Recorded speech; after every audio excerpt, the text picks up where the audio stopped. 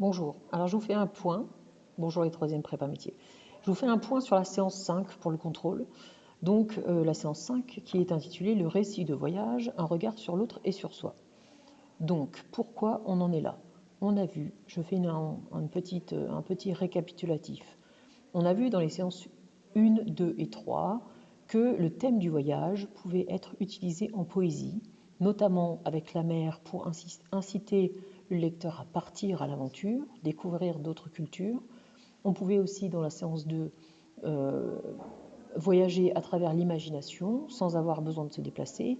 Et dans la séance 3, le voyage était évoqué à travers le regard amoureux, c'est-à-dire que l'amour pouvait permettre une autre forme de voyage.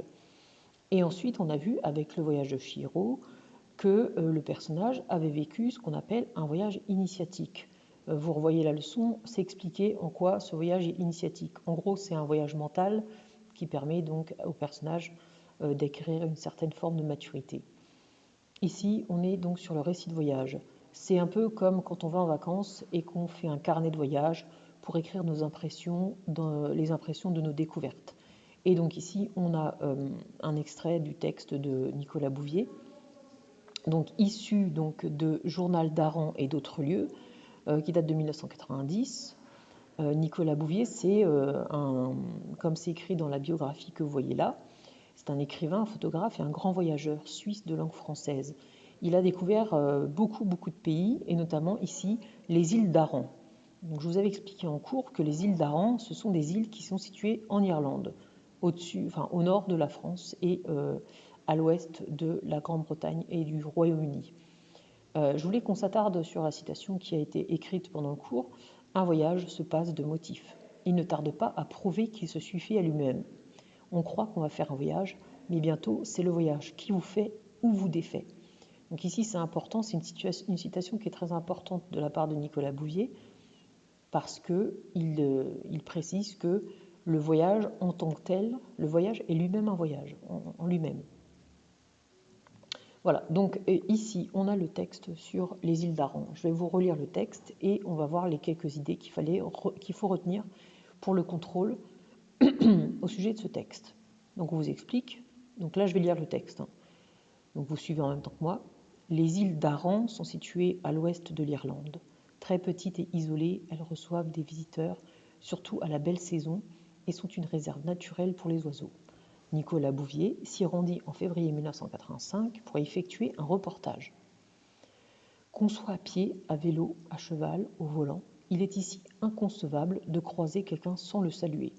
Sur l'île, chacun connaît chacun, mais on touche aussi de l'index le bord de sa casquette pour souhaiter la bienvenue à l'étranger que je suis. Michael, donc on vous indique que Michael, c'est le chauffeur, de Nicolas Bouvier. Donc Michael me dit qu'on n'est jamais en peine ici lorsqu'on a besoin d'un coup de main. Il pense que cette solidarité à la fois joviale et taciturne est due à l'existence précaire que les Iliens ont si longtemps menée.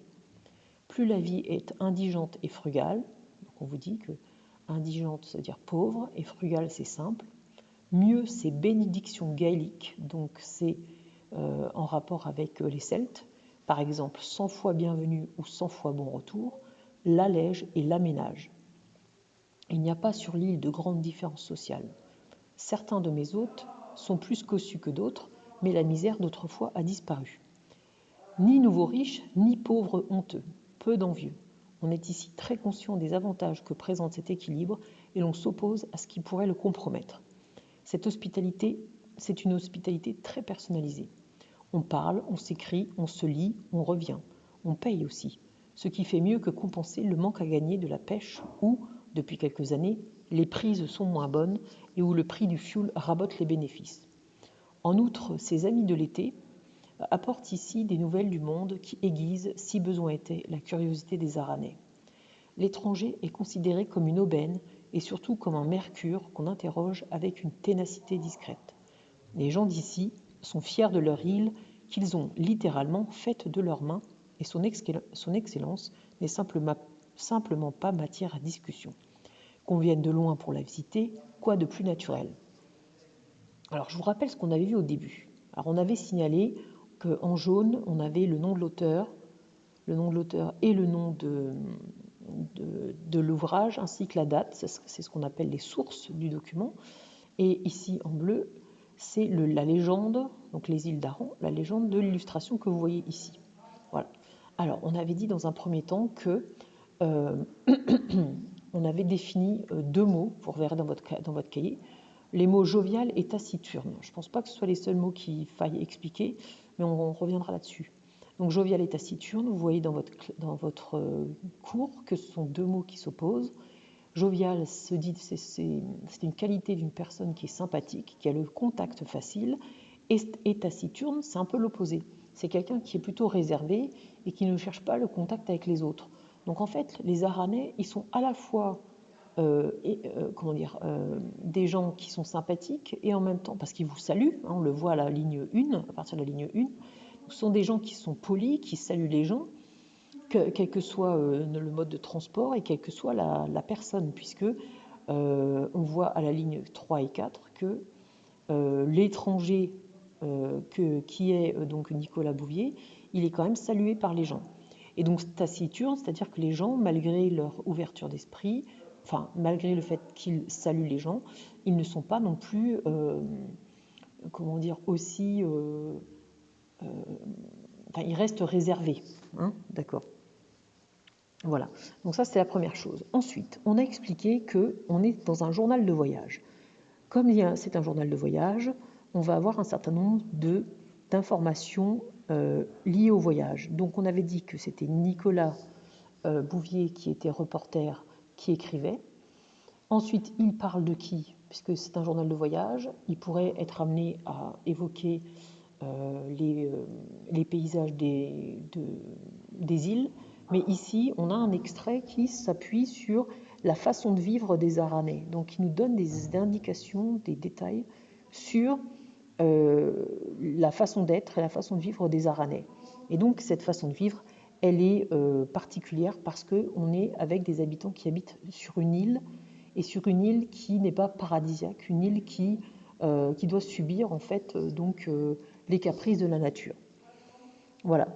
Donc, on n'est pas ici avec un journal qui va nous montrer des photos. C'est pas un récit de voyage avec des photos paradisiaques. Hein. Bon là, ici, on a une illustration.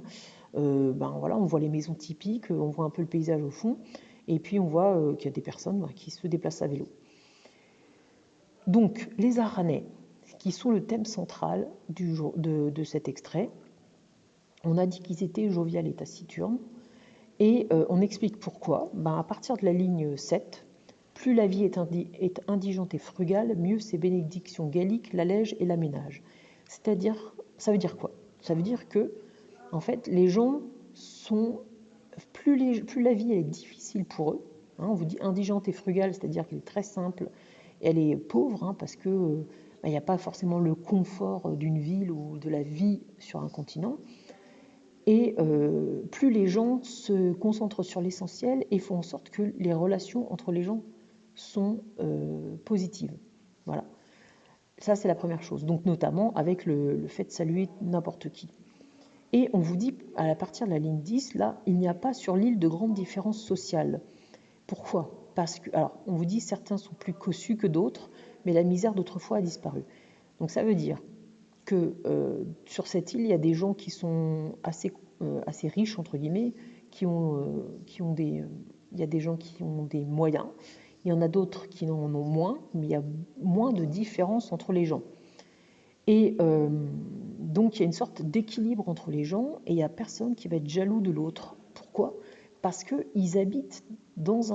tous ces gens habitent à un endroit où, face aux éléments de la nature, on est tous égaux et on ne peut pas se prétendre plus riche qu'un autre.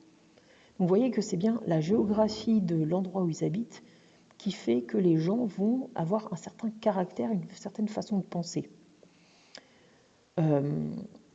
Et enfin, donc, il évoque dans la dernière partie, à partir de la ligne 15, c'est une hospitalité très personnalisée. Donc, les Iliens, les gens qui habitent l'île, ils sont quand même assez sympathiques envers les gens de l'extérieur. Pourquoi? Parce que c'est les touristes vont fournir une comment dire, une situation, enfin, pas une situation financière, ils vont fournir d'une économie. Donc évidemment, les touristes, ils viennent sur l'île, ils vont manger dans les restaurants, ils vont acheter des souvenirs, ils vont participer à des activités qui vont être proposées éventuellement. Donc c'est ça qu'on vous dit, le manque à gagner de la pêche. C'est-à-dire que là, Nicolas Bouvier met le doigt sur les difficultés de l'île, des Iliens. Donc il y a des problèmes, la pêche est moins bonne qu'avant. Le fuel à la ligne 19 coûte trop cher, le carburant coûte trop cher. Donc les amis de l'été, c'est-à-dire les touristes, sont ceux qui vont apporter donc du beurre dans les épinards, comme on dit. Alors, ils apportent un confort financier, mais pas seulement, puisqu'il explique qu'ils apportent des nouvelles du monde, voilà, à la ligne 21. Puisque, apparemment, les Aranais sont curieux à la ligne 22. Et donc, on vous explique, là, ici, donc tout d'abord, on avait Nicolas Bouvier qui nous expliquait, je suis désolée, c'est pixelisé, mais bon, Nicolas Bouvier nous adressé le portrait donc, des Aranais, et ensuite, comme lui, il les perçoit, et ensuite, il dresse le portrait de l'étranger, donc c'est-à-dire lui, vu par les Aranais. Donc lui, par exemple, il est considéré, on vous dit, comme une aubaine, comme un mercure qu'on interroge avec une ténacité discrète. Donc qu'est-ce que c'est un mercure? Mercure, c'est un dieu, on vous l'explique, dieu romain protecteur des commerçants et des voyageurs, Hermès en grec, vous en avez sûrement entendu parler.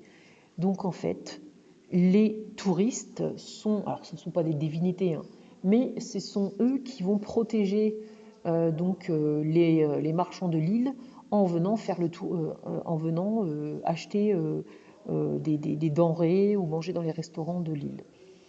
Et l'étranger est une chance, une aubaine, une chance, et il est vu donc d'un bon œil. Il n'est pas, je pense que tant qu'il ne fait pas de bêtises ou qu'il n'a pas un comportement déplacé, ça passe. Et enfin, donc, on vous dit que les gens d'ici sont fiers de leur île, qu'ils ont littéralement fait de leurs mains. Donc, il insiste bien sur le fait que les Aranais ont construit, ont bâti de leurs mains, et ça, il y en avait qui l'avaient déjà vu quand on avait étudié le texte au tout début. Les Aranais sont fiers d'avoir construit eux-mêmes leur maison et d'avoir bâti cette île à leur image. Et puis, donc, effectivement, c'est une île où il fait bon vivre. On est carrément sur l'excellence à la ligne 27. Et là, il y a une petite pique rigolote parce que son excellence n'est simplement pas matière à discussion. On peut dire que les Aranais montrent leur fierté, la fierté qu'ils ont pour leur île. Et donc, il termine son texte avec une question rhétorique, on appelle ça. Donc, qu'on vienne de loin pour la visiter, quoi de plus naturel? Cette question, en fait, elle n'amène pas de réponse, puisque, vu tout ce que Nicolas Bouvier nous a expliqué, c'est naturel qu'on ait envie de visiter cette île, puisque c'est une île qui donne envie. Et je pense par ses paysages, même si on n'a pas eu de description précise, mais au moins on sait que quand on arrive sur l'île, on est bien accueilli et ça donne envie donc de la visiter. Voilà. Donc pour le bilan, ici, le voyage, c'est une possibilité pour nous de se faire messager et de se faire explorateur. Donc grâce à Nicolas Bouvier qui pratique le voyage, on découvre, grâce à ses récits de voyage, ses journaux de voyage, on découvre donc d'autres cultures, d'autres façons de vivre. Et là, vous voyez qu'on n'est pas parti dans un pays exotique, on est sur une île basique, entre guillemets, une île à côté de l'Irlande, mais on apprend des tas de choses sur la façon de penser des gens qui habitent sur une île, alors que nous, on habite ici à la campagne et sur un continent. Donc on n'a pas le même rapport à la géographie et à la vie. Et donc là, Nicolas Bouvier est un explorateur et en même temps un messager, puisque dans les deux sens, il vient découvrir les Aranais et nous expliquer comment ils vivent grâce à ses journaux, à son journal de voyage. Et en même temps, lui, en tant qu'homme du continent, il va faire découvrir aux Aranais une autre façon de penser et donc de s'ouvrir au monde et d'être tolérants les uns envers les autres. Donc c'est un beau message de tolérance Comme quoi le voyage, c'est une richesse culturelle par bien des aspects. Voilà, donc j'espère que c'était pas très compliqué pour vous de saisir tout ça. Je vous refais aussi le petit topo à l'écrit et j'espère que vous pourrez suivre les deux documents. Allez, bon courage pour le contrôle.